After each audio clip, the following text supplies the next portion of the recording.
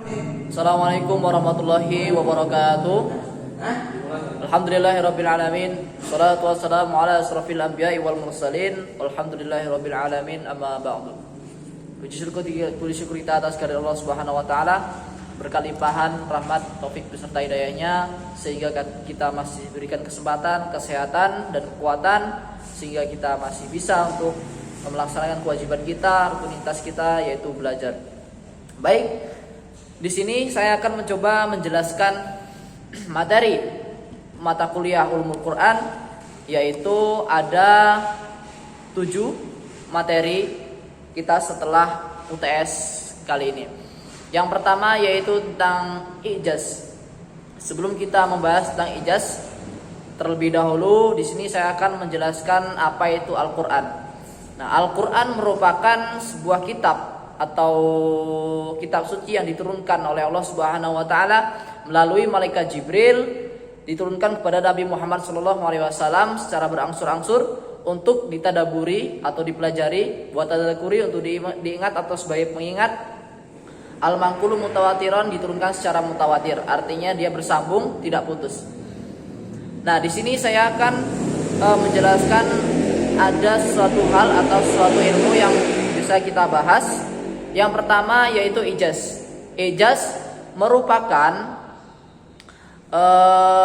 mukjizat atau suatu keajaiban yang datang atau diturunkan oleh orang-orang tertentu saja. Artinya ijaz ini atau mukjizat ini adalah suatu keajaiban yang diturunkan oleh Allah Subhanahu wa taala kepada rasul-rasulnya dan nabi-nabinya.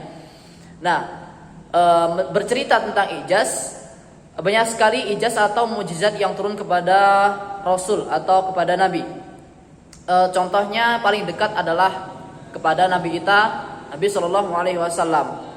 Suatu ketika ijaz turun kepada nabi, yaitu ijaznya membelah bulan. Nah, suatu ketika Nabi Muhammad Shallallahu Alaihi Wasallam ini ditentang oleh orang kafir Quraisy bahwa kebenaran atau keaslian seorang rasul diuji oleh orang-orang kafir Quraisy ini. Suatu ketika orang kafir Quraisy ini meminta kepada Nabi Muhammad SAW untuk dapat membelah bulan. Kalau memang Rasulullah ini adalah seorang rasul, Nabi Muhammad ini adalah seorang rasul. Nah, pada saat itu Allah Subhanahu wa taala memberikan mukjizat kepada Nabi Muhammad SAW berupa dapat membelah bulan. Artinya pada saat itu Nabi SAW bisa membelah bulan. Nah, akan tetapi orang-orang kafir Quraisy itu banyak yang tidak percaya, hanya beberapa saja yang percaya. Tetap saja mendustakan kebenaran mukjizat ini. Nah, itulah contoh dari ijaz dalam Al-Quran kepada Nabi Muhammad SAW. Nah, ijaz atau mukjizat ini ada perbedaan, dibagi menjadi 2. Ada ijaz yang terlihat dan ijaz yang tidak terlihat. Ijaz yang terlihat atau mukjizat yang terlihat adalah mukjizat yang dapat dilihat oleh kasat mata, yang dapat dilihat oleh panca indera. Kalau ijaz yang tidak terlihat itu tidak dapat dilihat oleh mata. Nah, mukjizat ini, mukjizat yang tidak terlihat oleh mata, ini contohnya mukjizat atau karomah oleh Allah Subhanahu wa taala yang diberikan kepada para waliullah atau orang-orang yang soleh. Seperti itu. Lalu selanjutnya ada nasikh, mansuh. Nasikh dan mansuh. Nasikh artinya menghapus, sedangkan mansuh adalah sesuatu yang dihapus. Di dalam Al-Quran ada yang namanya nasikh dan mansuh. Ketika itu nasikh ini bukan berarti dihapus atau bukan berarti dihilangkan.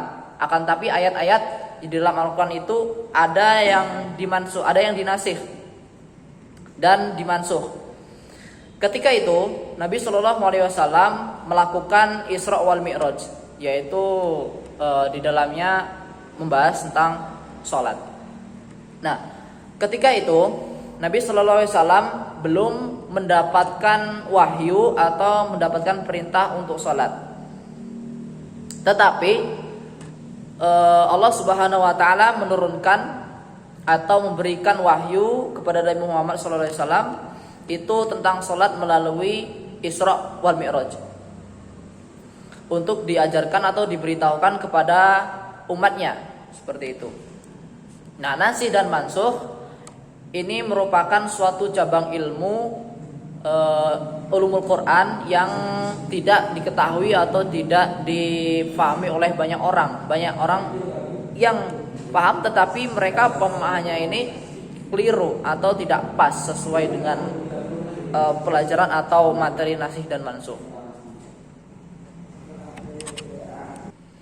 Oke, selanjutnya yaitu materi tentang qisas Al-Quran. Qisas itu berasal dari kata al-qasas, jamak dari kata qisas, artinya hukuman yang setimpal, balasan yang setimpal, seperti itu. Jadi qisas dalam Al-Quran adalah suatu hukuman atau balasan yang sesuai atas perbuatan yang telah dilakukan. Adapun dalil tentang qisas di dalam Al-Quran sudah jelas, ya ayyuhalladzina amanu kutiba alaihimul qisasu fil qatla al-hurru bil harri al-hurru bil hurri wal 'abdu bil 'abdi wal unsa bil unsa. Hai orang-orang yang beriman, diwajibkan atas kamu qisas fil qatla, atas pembunuhan, al-hurru bil hurri, orang yang merdeka dengan orang yang merdeka.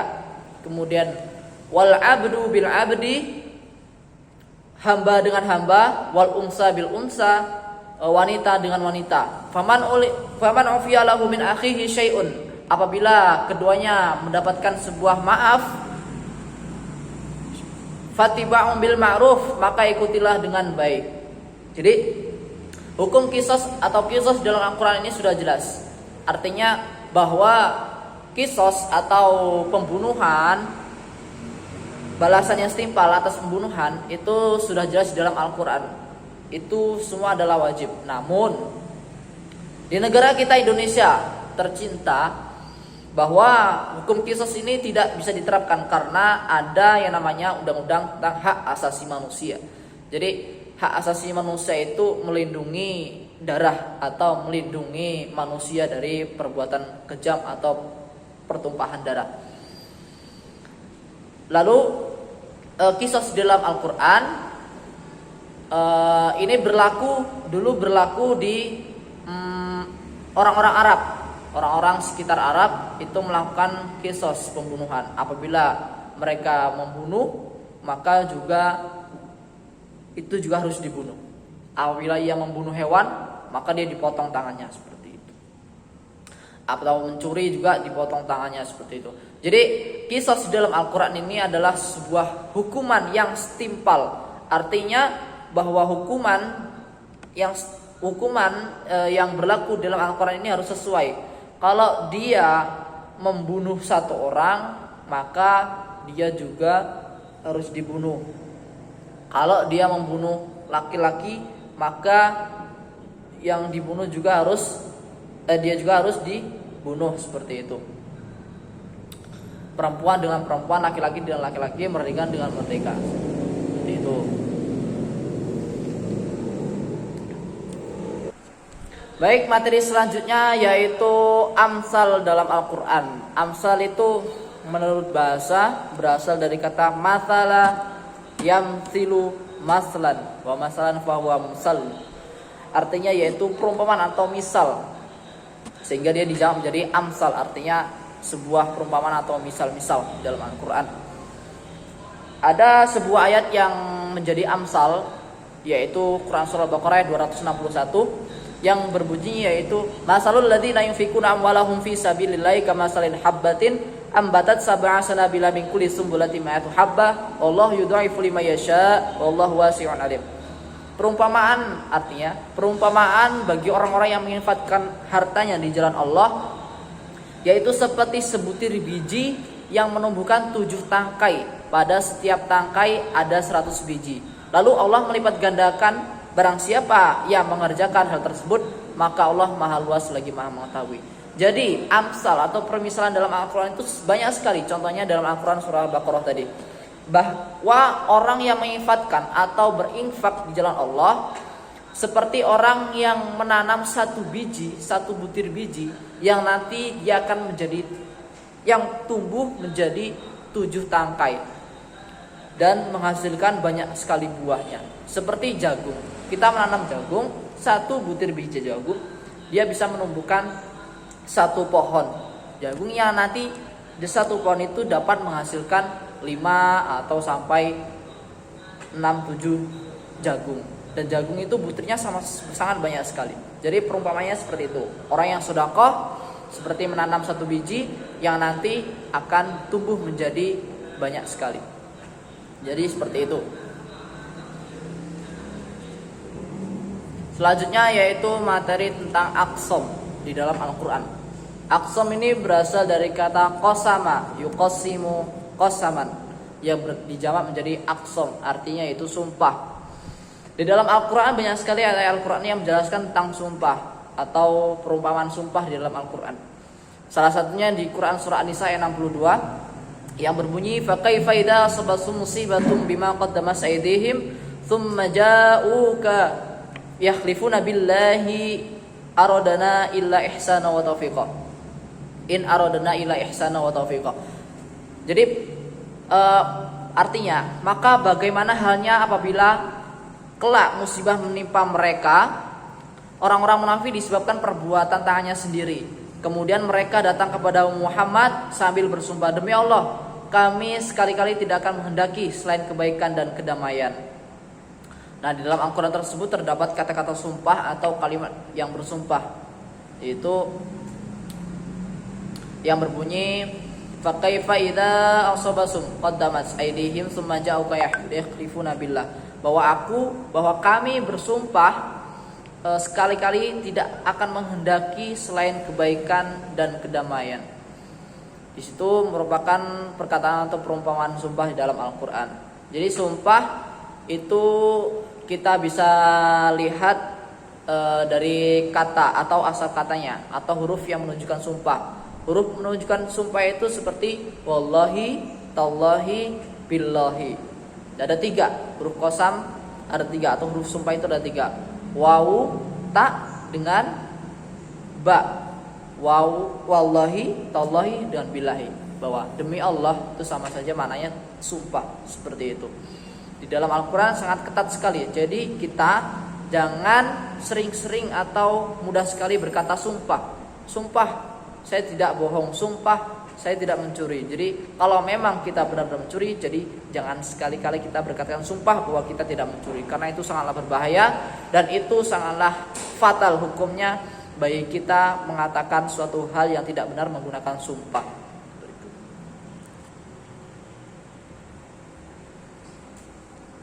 Selanjutnya yaitu tentang jadal Al-Quran. Jadal ini artinya bantahan atau membantah. Secara istilah pengertiannya yaitu membantah orang-orang kafir, mereka orang-orang kafir yang tidak percaya atau melanggar perintah dari Al-Quran. Suatu ketika Rasulullah SAW diminta oleh kaum Quraisy, wahai Muhammad, maukah kamu menyembah Tuhanku? Kami akan menyembah Tuhanmu selama 7 hari, lalu kamu menyembah Tuhanku selama 7 hari. Itu artinya gantian.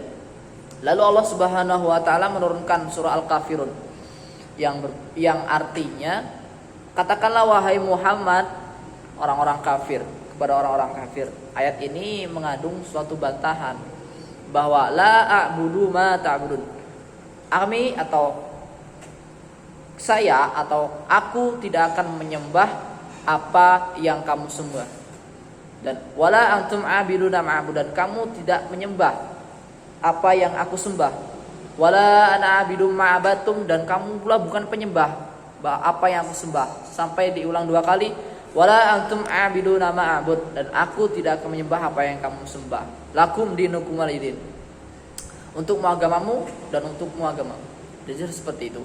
Ini merupakan suatu ayat bantahan atau ayat yang mengandung jadal kepada orang-orang kafir bahwa Nabi Muhammad SAW disuruh menyembah atau diminta menyembah dalam jangka waktu tertentu. Artinya secara bergantian itu Nabi Muhammad diajak menyembah Tuhan mereka. Oke, materi selanjutnya itu peran atau Israiliyat. Jadi Israiliyat ini merupakan suatu cerita atau suatu kisah yang disandarkan kepada kaum Yahudi atau kaum Nasrani, kaum non-Muslim. Contohnya seperti apa? Suatu ketika Nabi Musa alaihi salam dikejar oleh rombongan pasukan Firaun. Nah, pada saat itu Nabi Musa ini mengalami kesulitan atau mengalami kebingungan pada saat itu. Lalu Allah Subhanahu wa taala mengangkat Nabi Musa ini atau memberikan Nabi Musa ini suatu mukjizat atau suatu kisah, yaitu dapat membelah laut supaya Nabi Musa dan kaumnya itu dapat melalui dan terhindar dari kejaran Raja Fir'aun. Itu merupakan suatu kisah yang disandarkan kepada kaum Yahudi. Kaum Yahudi ini juga ada juga kisah Nabi Isa. Ketika itu Nabi Isa juga sedang dikejar. Lalu Nabi Isa diangkat oleh Subhanahu wa taala, digantikan oleh seorang budak yang bernama Yudas Iskariot. Jadi pada saat itu Nabi Musa diangkat dan Yudas ini diserupakan sebagai Nabi Isa. Lalu Nabi Isa ditangkap, kemudian dihukum mati. Cukup sekian materi yang dapat saya sampaikan. Apabila terdapat kesalahan saya mohon maaf, kurang lebihnya saya mohon maaf, kepada Allah saya mohon ampun. Akhirul kalam, assalamualaikum warahmatullahi wabarakatuh.